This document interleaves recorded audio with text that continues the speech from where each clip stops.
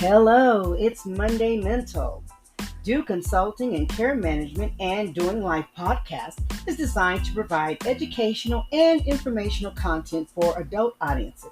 The views expressed by our hosts and guests are their own and do not necessarily represent the official stance of any other entity. While we strive for accuracy, please note that the information provided may be subject to change or updates. We are committed to providing reliable content, but we encourage listeners to verify information independently. Thanks for tuning in.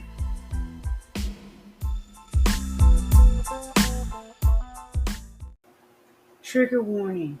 Before we begin our show, we would like to take a moment to acknowledge that some of the content we are about to present mentions sexual abuse of a minor.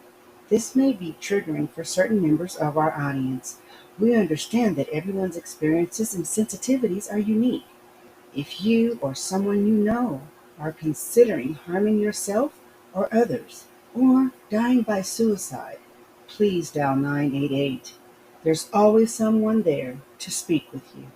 Your well being is our priority, and we thank you for listening. Hello, and welcome to Do Consulting and Care Management, Doing Life. I'm Dr. Do. So we are now into part 3 of our series of Call to Action, where we're discussing decades of unaccountability for the trauma of minors in the entertainment industry. The next two um, segments are the last ones, and these last two I chose to save till last because it just kind of brings everything that I've shared with you in part 1 and part 2. And these last two segments are basically um, just coming full circle on what some of the issues are. So, are you ready? Let's get started. I'd like to move on to Dan Schneider. Now, Dan Schneider was one of the top creators of the shows for Nickelodeon. And he was also said to be the one who created a toxic, inappropriate environment. Well, okay, his reputation wasn't that great working with children. Um, there was two female writers, Christy Stratton and Jenny Kilgan. They claimed that they were forced to share a salary, and allegedly another female staff member once was asked to simulate a sexual act in front of her boss. This is all under the watch or all under the umbrella of whatever Schneider was involved with. These were things that were coming up. So he was also accused of sexualizing child stars with inappropriate jokes in his scripts. Okay, so Snyder said that at the time, he did not have any control overseeing his employee salaries. So I'm not sure if that was ever fixed, but every time Dan was in charge, something happened. That's basically what's being said. So I remember a interview I saw on one of the morning shows. It was just a clip, and Dominique Samuels and Brian Hearn. They were both two African Americans on the sketch comedy series All That in the early 2000s. Brian said that he had been mistreated so many times. He dealt with racism. He experienced a cast member on Nickelodeon calling him a piece of charcoal. Uh, and he appeared in 7, think season 7 and 8, and he was one of the few black actors on the cast. And in a new interview, he said that it was just very, very difficult for him to work on the show because it didn't matter whatever he felt, whatever he didn't want, it just didn't matter. Being called a piece of charcoal, um, that's that's pretty traumatic. We're dealing with children here, so to add insult to injury, Brian also said during one of the episodes of Dare on Air, he was covered with peanut butter all over his body, and a dog is supposed to lick all the peanut butter off of him. He specifically told Dan that he did not want this. He didn't like it. But he said Dan didn't listen and he just continued to film and he had to do whatever he was told to do. Well, Dominique and Brian said that they saw nothing funny, but everyone else was laughing. And they just couldn't grasp the mentality or the cruelty of the people that were on the set. Dan had also asked Brian to play racially stereotypical roles like rappers and drug dealers on the show. In one of the sketches, he was put in a very uncomfortable position. He had to put on a flesh colored leotard and he played a rapper named Little Fetus. He said he was already in an uncomfortable position being in the leotard. Now he gets this name that goes along with it. And whenever he played in Dare to Air, he said there was never any discussion on what was going to be done. Either you do it or you do it. They had no say. And Dominique was saying that Don gave this feeling that you could not say no. And she said it was so uncomfortable. And after a while, she just felt like she was just part of this torture chamber. Now, Nickelodeon did provide a statement, and they said that they could not corroborate or negate allegations of the behaviors from production decades ago, quote unquote. Nickelodeon is a matter of policy, investigates all formal complaints as part of a commitment to fostering a safe and professional workplace environment, free of harassment or other kinds of inappropriate conduct. Our highest priorities are the well being and best interests, not just of our employees, cast crews, but all children. And we have adopted several numerous safeguards over the years to help ensure we are living up to our high standards and expectations of our audience. Well, very well said. So I'm going to say this. Now, I don't know when they put these um, new provisions in place to keep everyone safe and in a appropriate environment. I will bring up this very interesting situation with Amanda Bynes and Dan Snyder. Now, Snyder's relationship with Amanda, it was interesting. He ingratiated himself into her life. He made himself necessary to be a part of her career. At one point, Amanda had requested to be emancipated from her parents. She wanted to be on her own, and emancipation is totally different now with child labor laws because once you're emancipated, you are considered an adult. So that means you can work more hours, you can make more money, and that would be more money in the pockets of Nickelodeon too. Well, those attempts failed, so they just, moved on from that. But Amanda Bynes, it was reported that she ran away from home. And when she ran away from home, she called Dan Schneider. So Snyder is helping Amanda run away from home, or is she calling him because that's her support system, as it was mentioned earlier, right? He ingratiated himself into her life. So I believe that's one of the reasons why she must have called him. So, dealing with all this inappropriate behavior, I'm not quite sure. I didn't get any more information about the running away, but his behavior is just, this is really unacceptable.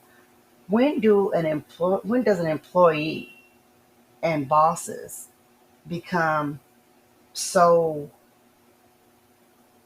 enmeshed in a child's life? Snyder's just behavior is just unacceptable. And he had this inappropriate behavior and actions on the set. He would ask for neck massages from female cast and crew. He wrote material to be performed by young actors that now, I guess now in 2024, strikes many as overly sexualized and exploited, and even appeared in a humorous scene where he and Amanda Bynes were in a hot tub. This scene was played for laughs, and there was no official evidence or revelations that this was okay. I mean, it wasn't okay. Was this approved? Because they say they do approve everything, right? Well, okay. There wasn't anything that illegal transpired between her and Snyder, though several interviews mentioned that their closeness remarked that they spent time alone together. And they would spend time alone together after hours when she should be doing her homework with the other children. She's not available. But there was an absence of sexual abuse allegations. So, but that still doesn't mean that there were no ethical issues being involved. So,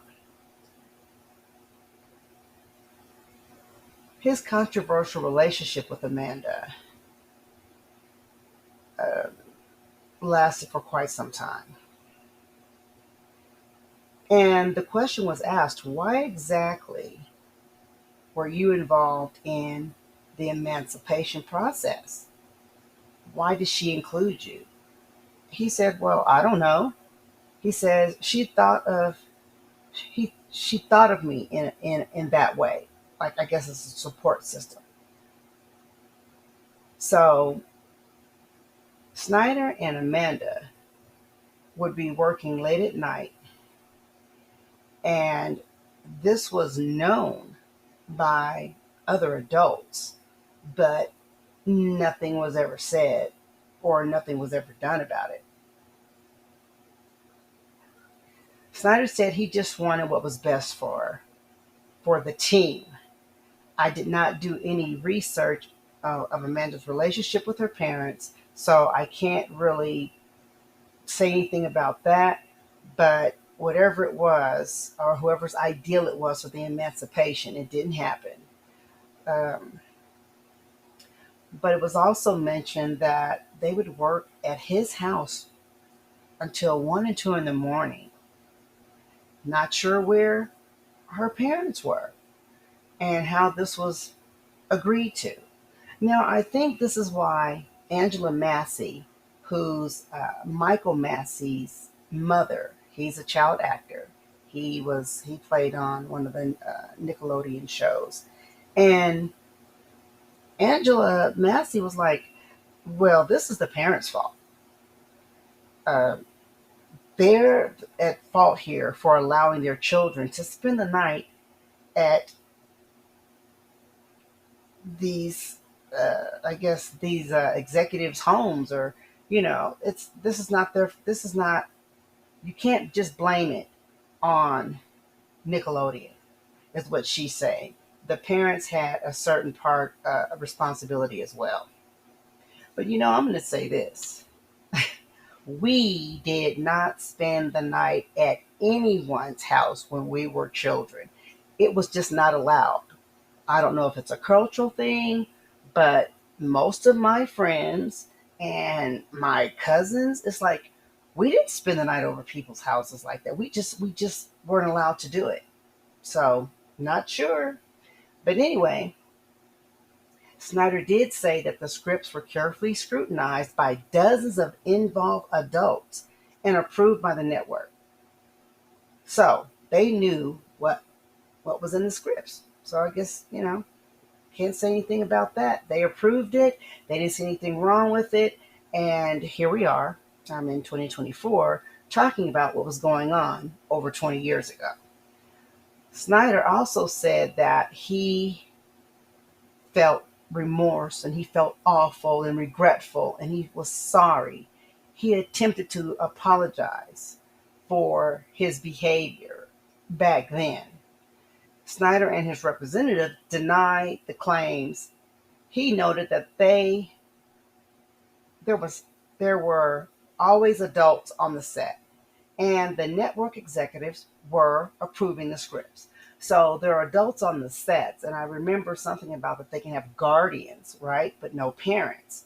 So not sure where these guardians were, where these things were happening. But if the scripts are being approved, I mean, only one that could say they're not going to do it are the children talking to their parents that they don't feel comfortable. But the children aren't really saying anything because this is a part of what you do when you want to become an actor, right? This is all the norm. So they do whatever they're told. So now, Jack Salvatore, he was one of the actors on Zoe 101. Now, he had a TikTok and he talked about he witnessed high level conversations that he wasn't supposed to hear about. Well, one of the conversations was about Jeanette McCurdy. Jeanette McCurdy was not allowed to take any antidepressants for the fear that she might kill, unalive herself, I guess is the new word, and make the network look bad. Now, she had lost her mother in 2013. So she was really going through a lot, but she could not have any antidepressants. And I'm not quite sure how that worked if she had a doctor that prescribed them. So it's kind of like there's some gaps here. How are you not going to allow someone to take medication that was prescribed to her by a doctor? So I'm a little confused there, but we'll keep it moving. I'm not quite sure how that worked. So also he said that the executives and Dan, they withheld mental health treatment from Jeanette McCurdy. How does this work? So now that her mother has passed away, it doesn't mention that she had any other adults in her life. So is Dan now in control of what's going on with her? Because these two things are very concerning to me that you're overstepping um, your boundaries with her not being able to have treatment and or medication. Yeah, this I don't understand how that works. I think there might be a bigger problem as far as I'm concerned because if these scripts have been approved, this is a higher up issue. What is this about? How can you allow something like this to happen? And, well, oh, I don't know what I'm thinking because it is about money. You're not going to tell me that Nickelodeon is not about money because if they were about the best interests of these children, things would have been run differently. I don't understand it. And then on top of that, Salvatore said that they were at Dan Snyder's home and he pulled out a gun on one of the a shotgun on one of the writers to scare him. I'm like, what? Okay, so I guess that wasn't reported, right? Or who knows what happened there? There is just so much messy stuff here at Nickelodeon that it's really sad. And these are shows that my children, well, it was in my children's era. Um, so I just, you think things are safe, but I guess they're not because we only see what's going on the set. We have no idea what's going on behind the scenes, right? Well, Snyder's toxic behavior was put to an end by being let go. Everything came to an end. Nickelodeon cut ties with Snyder in 2018 with a $7 million payout. So, yeah, he really suffered around that time. But anyway, so I just think this is very interesting how so many things can happen for so long and so many people were affected by this person's behavior without even a slap on the wrist. So this culture is okay, it's approved. Anybody that wants their children to be in this industry, I don't know. Uh, you literally, you're going to have to be really steadfast and very proactive in your child's career if this is something that they would like to do, of course, not the parents. Something they. So, last but not the least important, we're going to discuss John Doe. Okay, we all know who John Doe is now, but we didn't 20 years ago. So now that we know who this young man is, let's dive into this. So, Robert Bell is Drake Bell's father. Drake Bell is John Doe. So, Robert was Drake's manager at the very beginning of his career. And Brian Peck was Drake's dialogue coach. So, they spent a lot of time together on set. Well, Robert saw how Brian would constantly touch Drake, and he started getting a little concerned about that. So, Robert started making it difficult for Brian to be around Drake. Well, Brian got a sense that Robert was on the watch. He knew what was going on, and he was in his way of grooming Drake. So, Brian really started to drive a wedge between him and his father. He was saying things like, well, you know, your dad is stealing money from you and nobody really likes him on the set. He's a real problem. Well, of course Drake is going to believe what Brian is saying. Brian has his best interests, right, at heart. He wants everything to work out for him. So, of course, he's been in the business long enough and he's worked with a lot of child actors. So, he knows what he's talking about. Well, the last straw came when Brian threw a 15th birthday party for Drake. Robert noticed the gifts and cards he gave Drake. They were so very inappropriate. Robert just was like, okay, this is it. Something is going to have to be done here. So Robert went and spoke to the higher ups about his concerns and Peck's inappropriate behavior.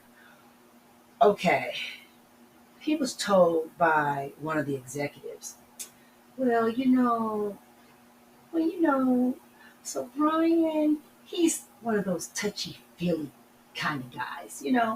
He doesn't mean any harm. That's just who he is. Okay, well, Robert didn't particularly like that response because basically what they were saying is he's not doing anything, he's not causing any harm, and he's telling them that he's touching on his son. Okay, well, next thing Robert knows, he's being called homophobic. Wow. Robert basically said that's it. He couldn't be his son's manager, he couldn't be on the set.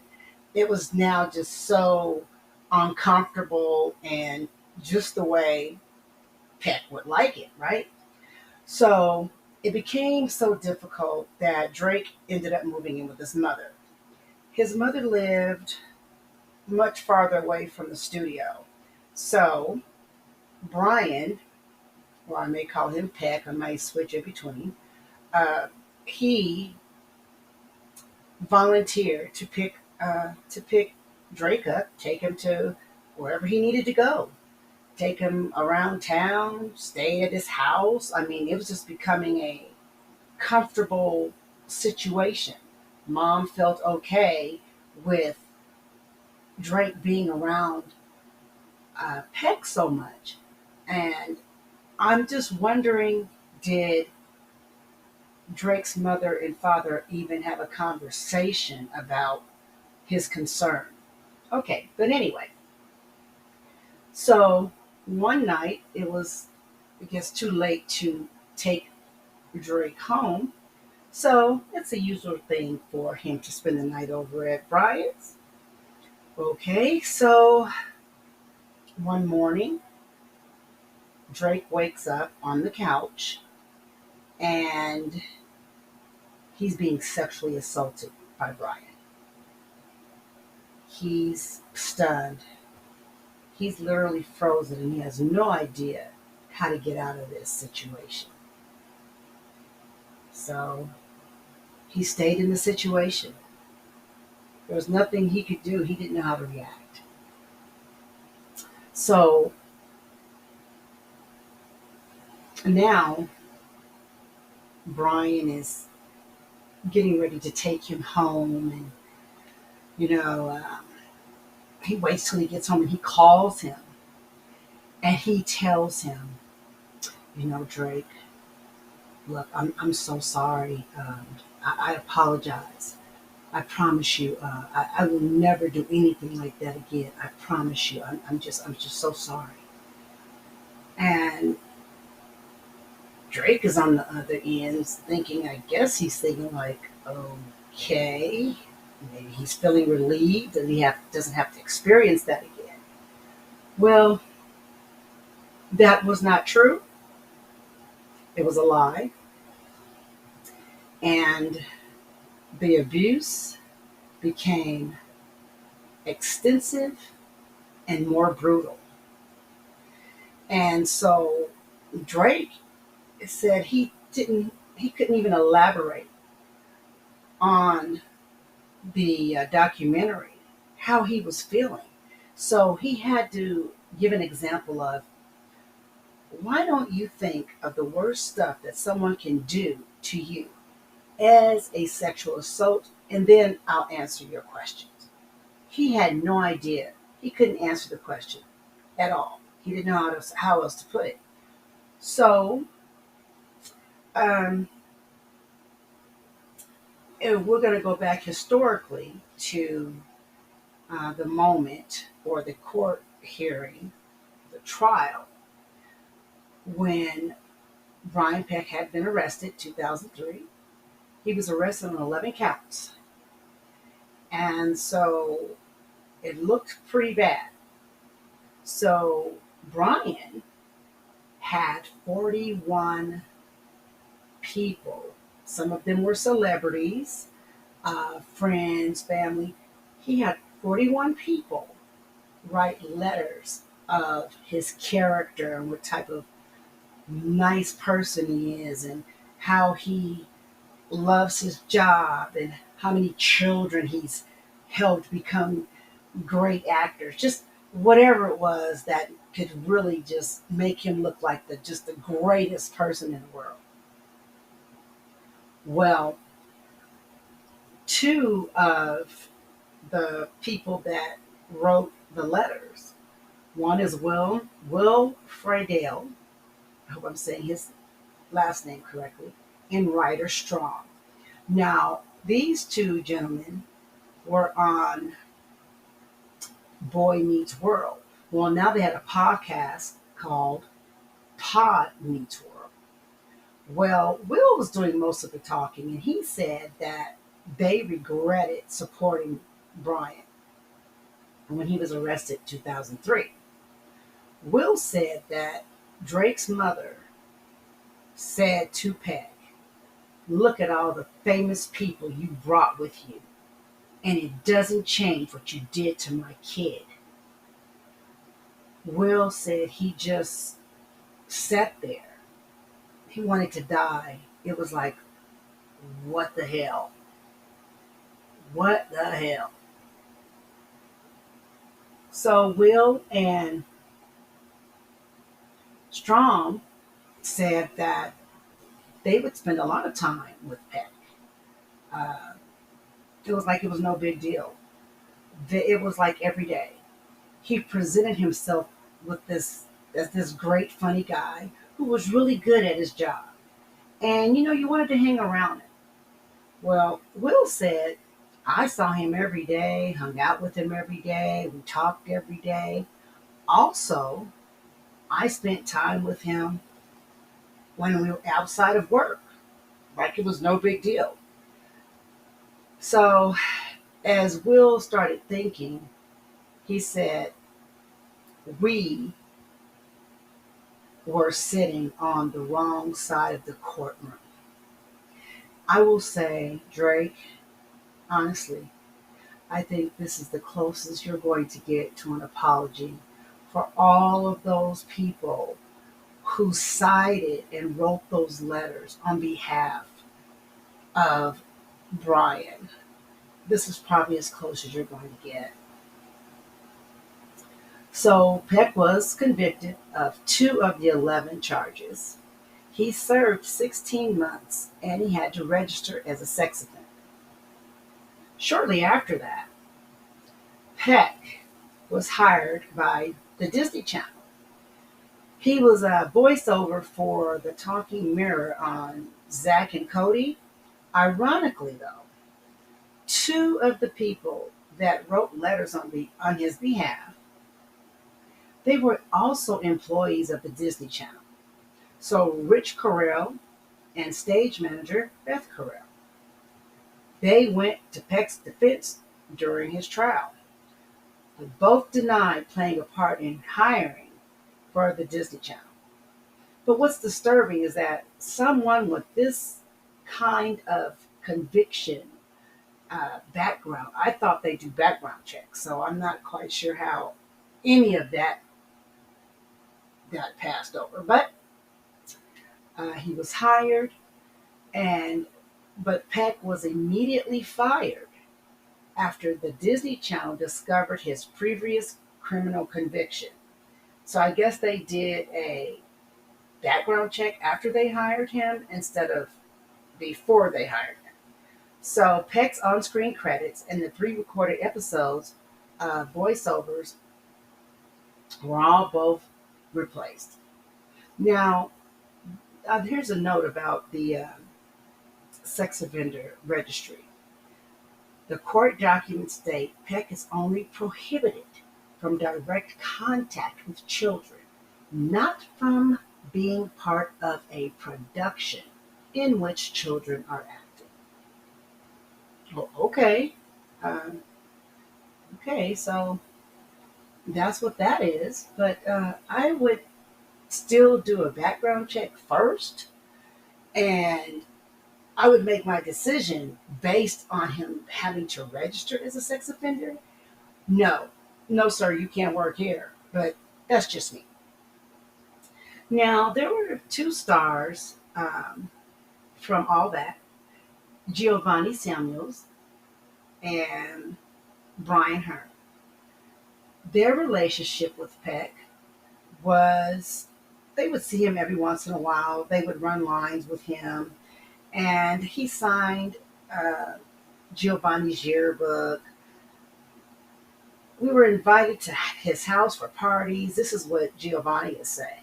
We were all under the naive cloak of we're family. We all hang out. She added, this is normal. This is common. That an adult would want to be friends with a child. When Samuels and Herm found out that John Doe was actually Drake Bell, they were very emotional and very saddened to find out what he had gone through. And she said, it all makes sense, making us think that it's okay to hang out with an adult. You know, Peck's tenure at Nickelodeon put him in this position of authority and influence to commit these acts against Bell. He continued to work uh, even after the conviction and being fired from the Disney Channel. He worked an additional 16 years after he was convicted. So Drake ended up having several legal issues going into his adulthood. He had two DUI convictions and a child endangerment. Now, I was trying to understand what the child endangerment uh, accusation or arrest consisted of. Well, basically, it said that Drake was grooming a 12-year-old, sending text messages. She was a big fan. By the time the young lady was 15, they started exchanging explicit photos. She then started feeling uncomfortable. Now, Drake said nothing like that happened. He didn't have to register as a sex offender. He wasn't convicted of anything related to being sexual. So the charges were minimal and he had to do community service. But he wanted to make it very clear that it had nothing to do with anything explicit. But he did say he should not have been talking with her. The only thing that I just find interesting is that this young lady was 12 years old when they started the conversations and talking via text, and she's 15 years old when they started exchanging, at least alleged exchanging photos. So I'm just looking at the similar timelines here based on his own history of being sexually abused. And just to bring some clarity and to share some information, and it doesn't directly mean that Drake is one of these individuals, but I will say that one third of children that have been sexually abused will become abusers themselves. They can also become promiscuous. So there's a lot of things that go into the trauma of being sexually abused. Now, I have some statistics from Indiana Center for Prevention of Youth Abuse and Suicide. Before the age of 18, one out of every four girls is sexually abused. One out of every six boys is sexually abused. One in five children are solicited sexually while on the internet. One in five, that's high. Nearly 70% of all reported sexual assaults, including assaults on adults, occur to children ages 17 and under. So the median age for reported child abuse is 9 years old. But 85% of child abuse victims, they never report their abuse. Nearly 50% of all victims of forcible sodomy, sexual assault with an object, and forcible fondling are children under 12. More than 90% of abusers are people children know, love, and trust. 30 to 40% of victims are abused by a family member. 50% are abused by someone outside of the family who they know and trust. Evidence that a child has been sexually abused is not always obvious, and many children do not report that they have been abused. Young victims may not recognize this victimization as sexual abuse. Nearly 70% of child sex offenders have between 1 and 9 victims. At least 20% have 10 to 40 victims. An average serial child molester may have as many as 400 victims in his lifetime. So this is serious, folks. We know it is, but all I'm saying is that we have to try to be more proactive as parents. Now, I don't have any children that are in the entertainment business, but I will say this: parents, if you have children that are interested in any form of entertainment, amplify your voices and advocate for stricter safeguards. So I'm just curious about the guardians. Why can't they have the parents be the guardians, but they're not the guardians for the set that their children are on? And the reason why I'm saying that, because one of the biggest things is they're saying that it could be an interruption, it can cause issues if the child and parent are on the same set. But what if they put the child with another guardian, but is also a parent? It's almost like when I was doing consulting for child development centers. If there was a parent that worked as a teacher and their child wanted to attend there, I always recommended that the parent and the child not be in the same room, because we have our parental instincts, and you don't want to look like you're paying more attention to your own child. So it's kind of the same concept of what I'm saying about the guardian. Maybe they should change this to where the parents can be the guardians. I'm just saying. But I will say that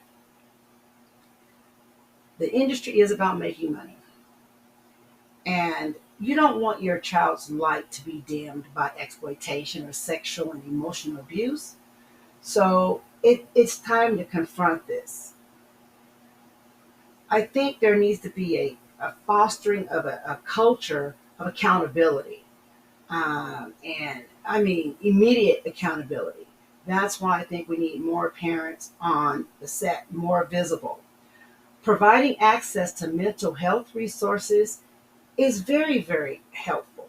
And that's why when I saw that Jeanette McCurdy re- was refused mental health support and antidepressants, and she's lost her mother, that's that's abuse there. That's another form of abuse. Kids are vulnerable, okay, and it's easy to exploit them. So, confronting the exploitation, parents are typically not allowed on the sets. We need to change that.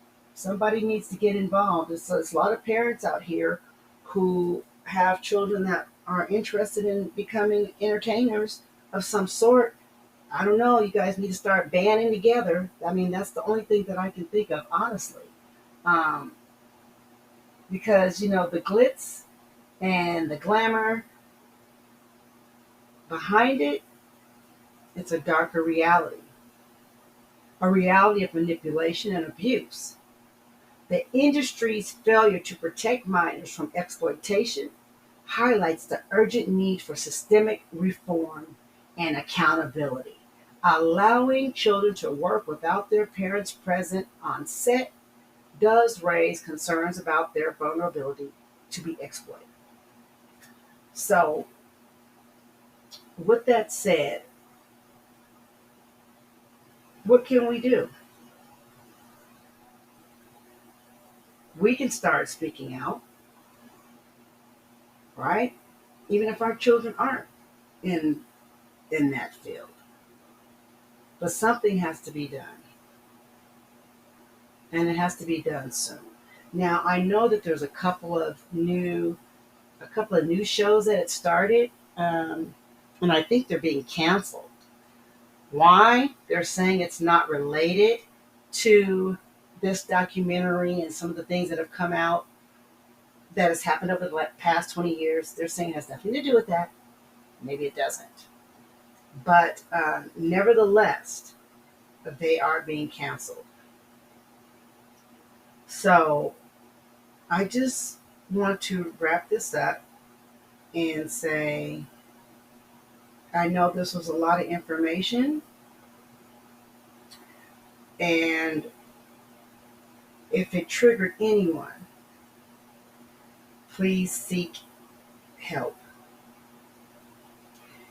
There is a crisis text line, 741-741, when you're in crisis. This is for the United States. And you're able to speak with trained crisis counselors to receive any type of help. So I just want to thank everyone that has listened, that has tuned in. Um, it's a tough subject, but it needs to be discussed. We need to have conversations with our children. And all this stranger danger, yeah, I remember that, but it's really not the strangers who are the danger, right? These are people that they know and trust inside and outside of the family. So change those conversations. It doesn't matter if it's somebody you don't know, and it doesn't matter if it's somebody you do know. Inappropriate touching is not allowed. It is wrong, and it's crossing boundaries that are not acceptable. And the children need to be aware of this. So I want to thank everyone for tuning in.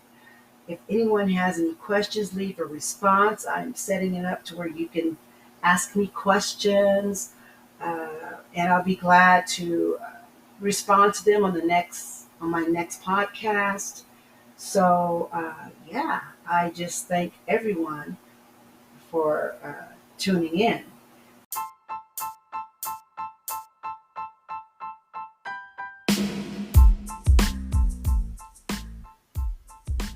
Okay, we're moving right along to our segment of I was today's years old. Today we're going to talk about Valerie Thomas. Valerie Thomas was behind the illusion transmitter, which NASA later used in its satellite technology. Thomas was the only two women in her class at Morgan State University to major in physics. She eventually landed a position as a data and mathematical analyst at NASA, where she managed the development of image processing systems for Landsat satellite. After seeing a light illusion at an exhibit in 1976, Thomas was so inspired to create the illusion transmitter, which uses concave mirrors to produce optical illusion images per MIT. She received a patent for her invention in 1980. The trailblazing scientist, technology led to the development of 3D imaging. However, success didn't come without hard work. In a 2021 essay for Oprah Daily, Thomas revealed she had only seen computers in movies when she began working at NASA. Wow, that's impressive. That is really impressive. So she retired from the program in 1995.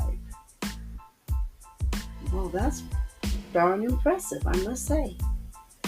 Well, thank you, everyone. This is information that you can share with your children or with other people that may not know this information.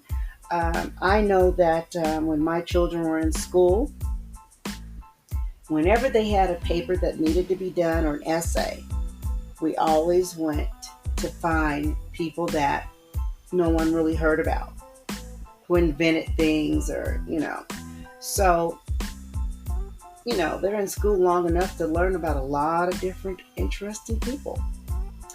And we did focus on African Americans because we've created a lot of things in this country, and a lot of people have no idea that we are the ones that invented it. So, this is why this is so important to me, because there are a lot of what I will say unsung inventors that we never hear about. So, I'm going to keep digging and finding out, finding different inventors, and I will present one to you after each segment. I thank you so very much. It has been a very interesting three parts of the series that we've just completed. So, everyone, thank you, and who knows what I'll have for next Monday, but it'll definitely be something for you to think about and for you to think about solutions. Thank you so very much. And this is the thing about life. You're doing life, but if you want change, do expect work. I wish you self well, and the rest will follow.